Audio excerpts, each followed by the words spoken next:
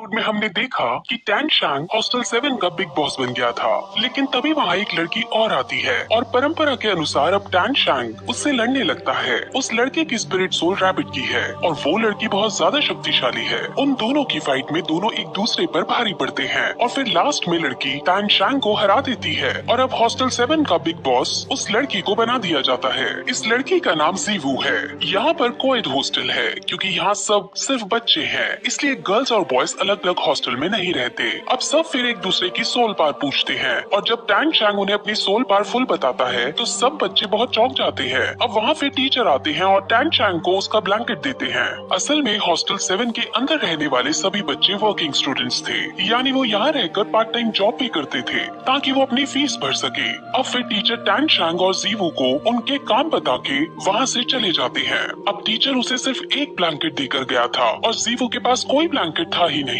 इसलिए वो टैन शांग से अपने और उसके दोनों के बेड्स को मिलाकर एक करने को कहती है ताकि वो दोनों एक ही बेड पर सो सके। अब सब बच्चे बहुत चौंक जाते हैं और टैन शांग से जलने लगते हैं। टैन शांग भी घबराते हुए उससे कहता है कि भला एक लड़का लड़की एक साथ एक बेड पर कैसे सो सकते हैं, जिस पर जीवू कहती है कि जब मुझे लड़की होकर कोई दिक्कत नहीं तो तुम्हें लड़के होकर क्या परेशानी है। अब फिर वो बेड्स को अटैच करता है और दोनों सो जाते हैं। अब अगले दिन वो सभी बच्चे मेस के अंदर खाना खाने जाते हैं और जीवू को ऊपर फ्लोर पर खाना खाने का मन था, लेकिन वहाँ उसे ये पता चलता है कि ऊपर वाला फ्लोर अमीरों के लिए है और गरीबों के लिए ऊपर जाना मना है। अब ये सुनकर सभी को बहुत बुरा लगता है क्योंकि ऊपर बैठे अमीर लोग उन्हें चिढ़ा भी रहे होते हैं। हॉस्टल 7 के सभी बच्चे अब नीचे के फ्लोर पर ही खाना खाने के लिए बैठने लगते हैं, लेकिन तभी वहाँ ग्रैंड मास्टर आते हैं। ग्रैंड मास्टर वही है जिसे टैन शांग ने अपना टीचर बनाया था।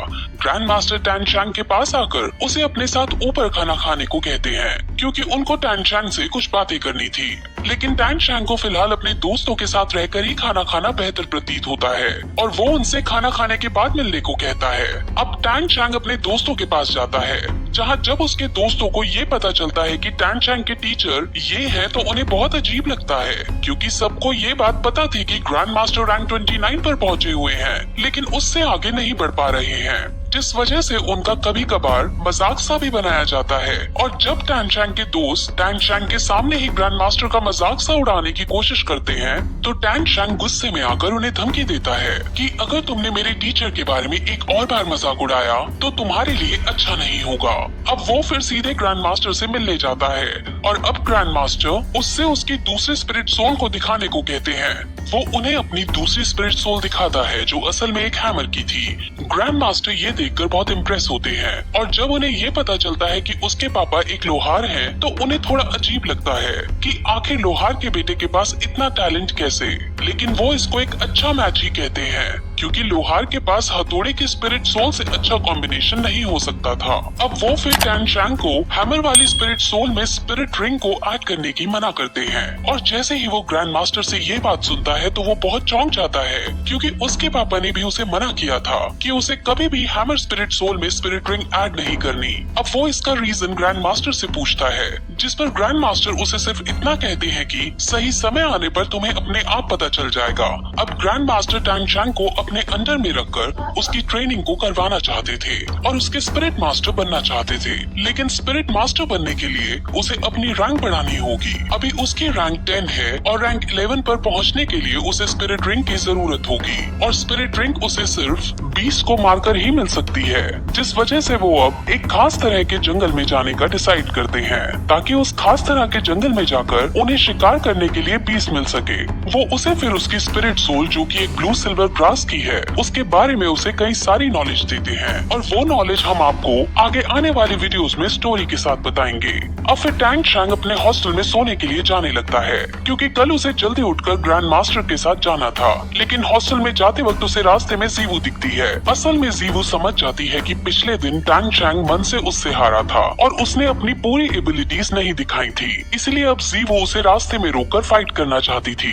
अब वो दोनों फाइट करते हैं और फाइट करते वक्त दोनों के बीच बीच एक रोमांटिक एंगल भी नजर आता है। और तभी वहाँ एक लेडी टीचर उन्हें इस कंडीशन में देख लेती है और उन्हें गलत समझ लेती है। वो इतने छोटे बच्चे थे और दूसरी बात वो पब्लिक में ये सब कर रहे थे, जिस वजह से वो उनको डांटने लगती है।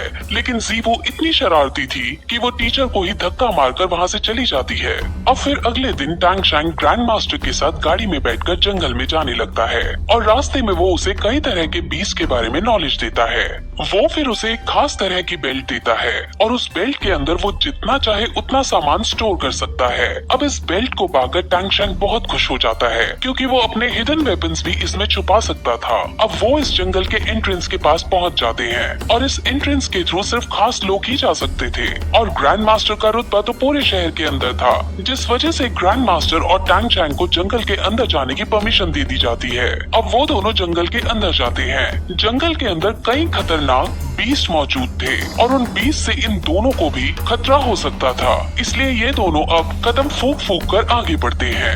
अब फिर ग्रैंड मास्टर उसे अपनी स्पिरिट सोल दिखाता है, जो कि असल में एक बीस्ट टाइप की स्पिरिट सोल है। उनकी स्पिरिट सोल बहुत ज्यादा खास और एक तरह की वेरिएंट थी, लेकिन अब टैंग शैंग को थोड़ा सा अजीब लगता है क्योंकि उनकी स्पिरिट सोल तो इतनी अच्छी है, फिर भी उनकी रैंक आगे क्यों नहीं बढ़ रही। जिस पर अब ग्रैंड मास्टर उसे सच्चाई बताता है कि उसकी ये स्पिरिट सोल जब ही अवेकन हो गई थी जब उसकी रैंक हाफ थी और इस वजह से अब वो कितना भी हार्ड ट्रेन कर ले वो कभी भी अपनी रैंक को आगे नहीं बढ़ा पाएगा।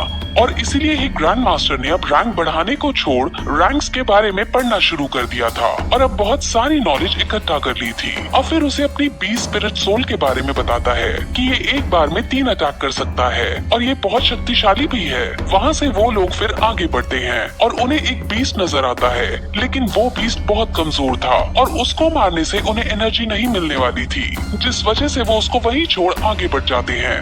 वहाँ उन्हें अब एक पेड़ दिखता है जिसको टैंग शैंग एब्जॉर्ब करके ब्लू सिल्वर ग्रास की स्पिरिट रिंग बढ़ा सकता था, लेकिन उस पेड़ की उम्र बहुत कम थी, जिस वजह से वो उनके लिए सूटेबल नहीं है और अब वो आगे बढ़ जाते हैं। असल में वो कलर को देखकर उसकी उम्र का पता लगा सकते हैं। अब उनको बीस्ट ढूंढते ढूंढते रात हो जाती है और अब ग्रैंड मास्टर अपनी बीस्ट टाइप की स्पिरिट सोल को बाहर निकालते हैं और उसे मूली खिलाते हैं। असल में इस बीस्ट की स्पेशल पावर फाट मारना था और ये मूली खाने से ही पॉसिबल हो सकता था। ये बात टैंग शैंग को बहुत शॉक करती है। अब वो बात कर ही रहे होते हैं कि तभी वहाँ एक बहुत बड़ा स्नेक के शेप वाला बीस्ट आ जाता है और उन पर हमला करने लगता है। वो बीस्ट 100 साल से भी ज्यादा पुराना था और बहुत शक्तिशाली था और उसे ग्रैंड मास्टर नहीं मार सकते थे, जिस वजह से वो उससे बचकर भागने की कोशिश करते हैं। लेकिन वो बीस्ट उनको पकड़ने के लिए उनके पीछे दौड़ता है और उनको मारने ही वाला होता है कि तभी ग्रैंड मास्टर की स्पिरिट सोल उस पर हमला कर देती है, लेकिन वो बीस्ट उससे भी बच जाता है। ग्रैंड मास्टर और टैंग शैंग अपने अपने तरीकों से उसे हराने की कोशिश करते हैं, लेकिन दोनों में से कोई उसको नहीं हरा पाता। इसलिए अब टैंग शैंग एक आइडिया सोचता है। टैंग शैंग अपने ग्रैंड मास्टर का साथ छोड़ चुपके से उससे लड़ने जाता है और अपने हिडन वेपन से उसके मुंह पर वार कर देता है, जिस वजह से वो बीस्ट वही तड़प तड़प कर जमीन पर गिर जाता है। अब फिर ग्रैंड मास्टर भी उसको देख लेते हैं और टैंग शैंग को डर लगता है कि कहीं इन्होंने मुझे देख तो नहीं लिया। वो सबसे अपने हिडन वेपन्स को छुपाना चाहता था। अब ग्रैंड मास्टर उसके पास आते हैं और उनको खुशामदी से उसका हिडन वेपन नहीं दिखता और ग्रैंड मास्टर को यही लगता है कि टैंग शैंग का चाकू तुक्के से इसके मुंह पर जा लगा है और ये बीस्ट तुक्के से मर गया है। अब ग्रैंड मास्टर बहुत खुश होते हैं क्योंकि अब इस बीस्ट की एनर्जी खींचकर वो टैंग शैंग को स्पिरिट रिंग दिला सकते हैं। अब ग्रैंड मास्टर की ये बात सुनकर कि उसको इस बीस्ट में से एनर्जी खींचनी है, वो डर जाता है क्योंकि उसे ये लग रहा था कि स्नेक की एनर्जी से उसकी स्पिरिट सोल जो कि ब्लू सिल्वर ग्रास है वो तबाह हो जाएगी। लेकिन ग्रैंड मास्टर उसे समझाते हैं कि ऐसा कुछ नहीं होगा, बल्कि इसको खींचकर तुम्हारी स्पिरिट सोल और ज्यादा मजबूत हो जाएगी। अब टैंग शैंग ऐसा ही करता है और ग्रैंड मास्टर के बताए अनुसार वो उसकी एनर्जी को एब्जॉर्ब करके मेडिटेट करने लगता है। वो अपने स्पिरिट सोल के अंदर पहुंच जाता है और उसे अब स्पिरिट रिंग हासिल होने लगती है और इस प्रोसेस में सुबह हो जाती है और जब उसकी आंख खुलती है तो वो अपने पास अपने टीचर को बेहोश पाता है। उनको चेक करने पर उसे